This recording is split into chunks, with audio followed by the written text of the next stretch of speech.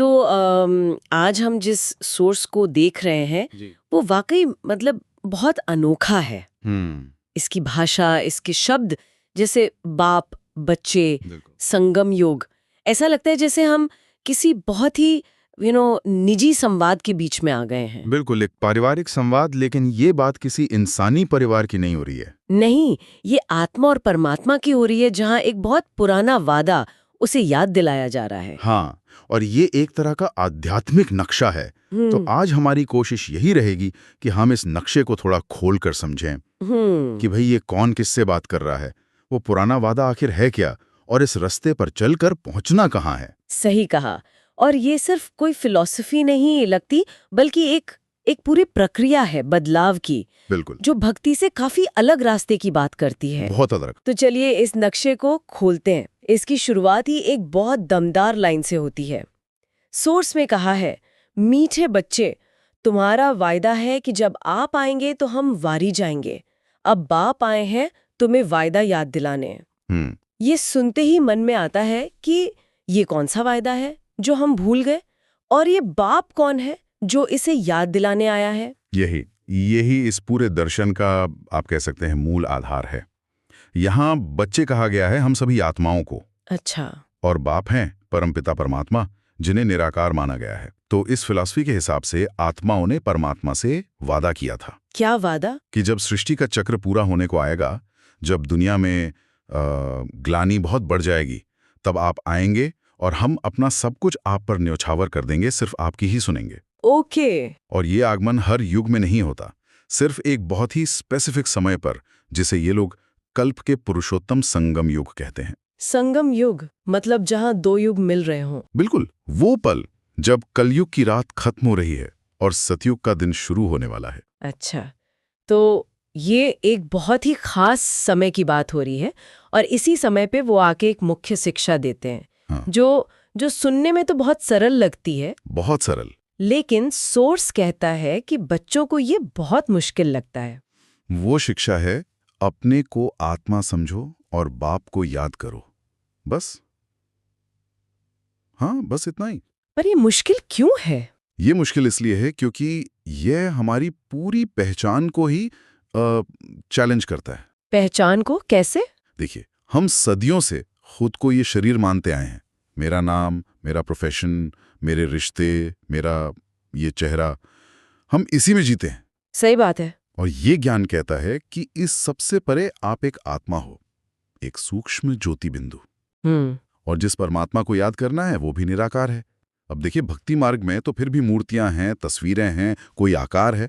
हाँ, मन टिकाने के लिए कुछ है। बिल्कुल, यहाँ कोई बाहरी सहारा नहीं है। मतलब ये एक तरह से अपनी पूरी आइडेंटिटी को रीप्रोग्राम करने जैसा हुआ, कि जो हम शीशे में देखते हैं उसे भूलकर उसे याद करना है जिसे हम इन आंखों से देख ही नहीं सकते। Exactly. सोर्स में लिखा भी है कि आत्मा को देखने के लिए ज्ञान की अव्यक्त आंखें चाहिए। तो ये वाकई एक चुनौती है।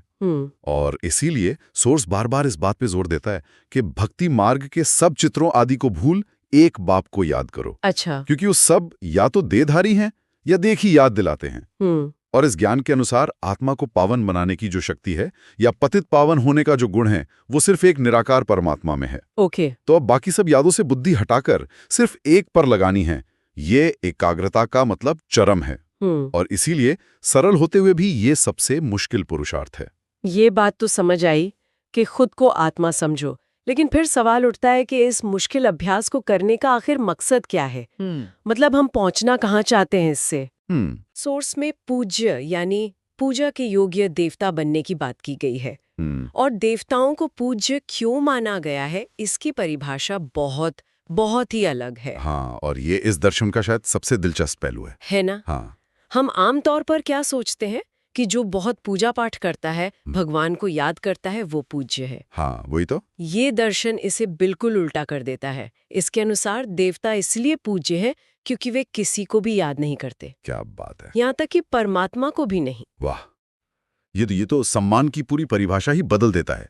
मतलब पूज्य होने का असली मतलब है जरूरत से पूरी तरह मुक्त हो जाना। बिल्कुल। एक तरह की स्पिरिचुअल सेल्फ सफिशिएंसी की अवस्था, जहां आपको किसी से कुछ मांगने या किसी को याद करने की जरूरत ही नहीं है।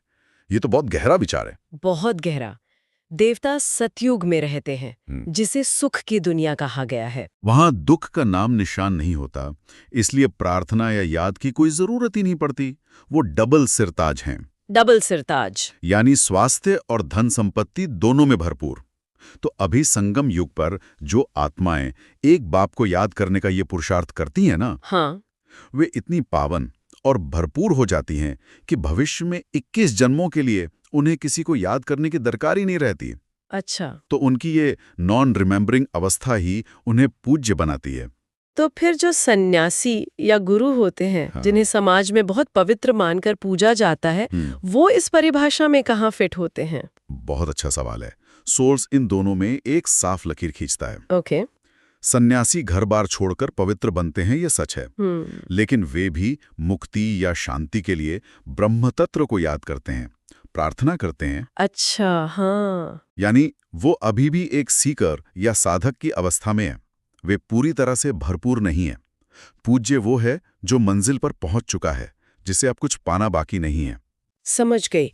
तो देवता पूज्य हैं, पुजारी नहीं। बिल्कुल। तो हमारे पास अभ्यास है आत्मा, समझ बाप को याद करना, और लक्ष्य है पूज्य देवता बनना। अब सवाल ये है कि ये परिवर्तन होता कैसे है? इस प्रक्रिया में वर्णों का जिक्र आता है, ब्राह्मण, देवता, क्षत्रिय, और एक बहुत ही महत्वपूर्ण किरदार है प्रजापिता ब्रह्मा। ये पूरा सिस्टम कैसे काम करता है? ये एक आध्यात्मिक वंश व्यवस्था है, ये जन्म पर आधारित नहीं है। ठीक है। इस दर्शन के अनुसार जब परमात्मा इस धरती पर आते हैं तो वो निराकार होने की वजह से सीधे बात नहीं कर सकते। उन्हें एक माध्यम चाहिए। तो वो एक साधारण मनुष्य के शरीर में प्रवेश करते हैं जो अपने 84 जन्मों के अंतिम जन्म में होता है, और परमात्मा उस व्यक्ति का नाम ब्रह्मा रखते हैं। एक मिनट, ये बहुत महत्वपूर्ण बात है। तो ब्रह्मा कोई पहले से मौजूद देवता नहीं है? नहीं, बल्कि एक इंसान है जिनका नाम लेखराज बताया गया है, जो परमात्मा के लिए एक माध्यम या चैनल बनते हैं। हाँ बिल्कुल। आप इसे ऐसे समझ सकते हैं कि जैसे एक दिव्य प्रसारण के लिए एक रेडियो की जरूरत होती है। अच्छा। इस दर्शन में परमात्मा निराकार हैं। उन्हें अपनी बात कहने के लिए एक माध्यम चाहिए, और वो माध्यम ब्रह्मा का शरीर बनता है। लेकिन रेडियो खुद कार्यक्रम नहीं होता, सिर्फ एक जरिया होता है। हाँ, सिर्फ एक जरिया। ब्रह्मा वो आत्मा है जो खुद भी 84 जन्मों के चक्र से गुजरते हैं, जबकि परमात्मा जन्म मरण से न्यारे हैं। ठीक है, तो ब्रह्मा के माध्यम से ज्ञान मिलता है। फिर ये ब्राह्मण, देवता, क्षत्रिय का चक्र कैसे बनता है? जो लोग ब्रह्मा के मुख से ये ज्ञान सुनते हैं और इसे जीवन में अपनाते हैं, पवित्रता का व्रत लेते हैं, उन्हें मुख वंशावली ब्राह्मण कहा जाता है। मुख वंशावली ब्राह्मण, ओके। यही ब्राह्मण इस ज्ञान और योग के पुरुषार्थ से अपनी आत्मा को, कह लीजिए, चार्ज करते हैं। जब वे पूरी तरह चार्ज हो जाते हैं तो आने वाले नए युग यानी सतयुग में वे देवता बन जाते हैं। अच्छा। फिर हजारों साल बाद जब उनकी आत्मिक शक्ति धीरे धीरे कम होती है तो वो क्षत्रिय वर्ण में आ जाते हैं। तो परमात्मा आकर ब्राह्मण बनाते हैं। हाँ, और फिर ब्राह्मण से देवता और देवता से क्षत्रिय बनना एक नेचुरल प्रोसेस है। हाँ, जैसे बैटरी धीरे धीरे डिस्चार्ज होती है, बिल्कुल वैसे। ये तो पारंपरिक जाति व्यवस्था की सोच से एकदम ही अलग है।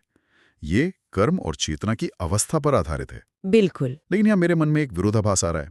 एक तरफ तो पुरुषार्थ करके ब्राह्मण से देवता बनने की बात है, दूसरी तरफ सोर्स में यह भी कहा गया है कि आत्मा में 84 जन्मों का पाठ पहले से ही नूंधा हुआ यानी रिकॉर्डेड है। अगर सब कुछ पहले से तय है तो फिर इस मेहनत या पुरुषार्थ का क्या मतलब?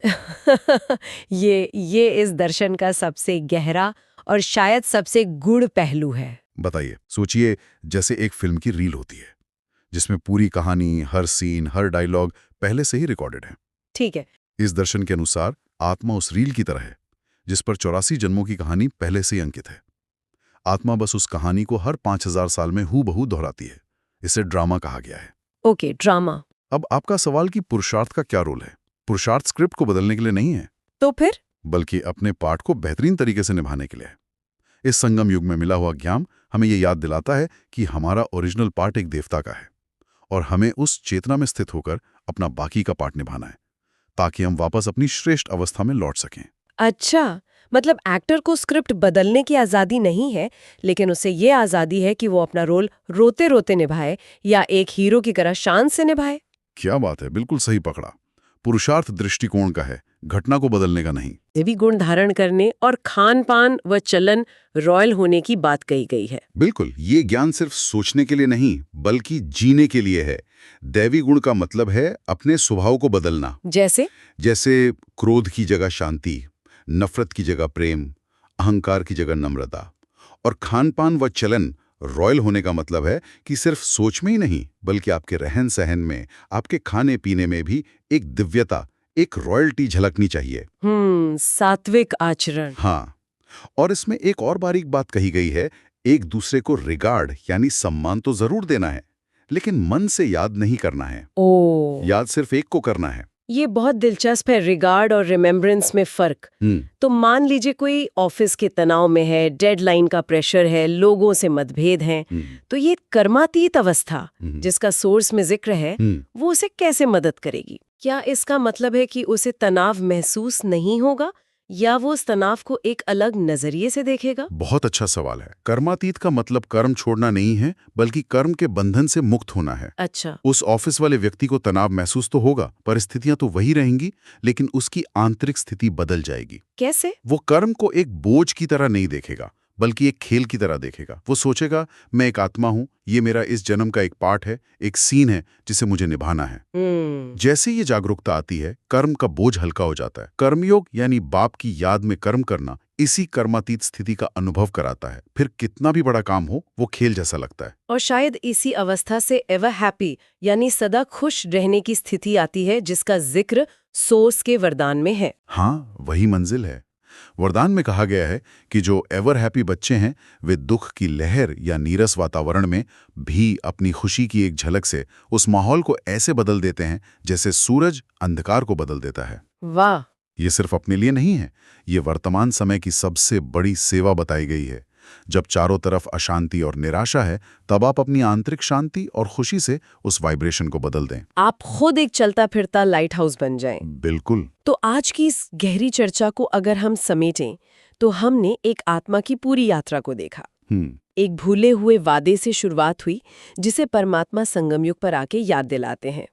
फिर खुद को शरीर नहीं आत्मा समझो के मुश्किल लेकिन जरूरी अभ्यास को समझा। सही है। और इस अभ्यास का लक्ष्य है पूज्य देवता बनना, यानी एक ऐसी स्पिरिचुअली सेल्फ सफिशिएंट अवस्था जहां किसी को याद करने की जरूरत ही ना रहे। और हमने ये भी देखा कि ये परिवर्तन ब्रह्मा के माध्यम से होता है, जो एक आध्यात्मिक वंश की स्थापना करते हैं।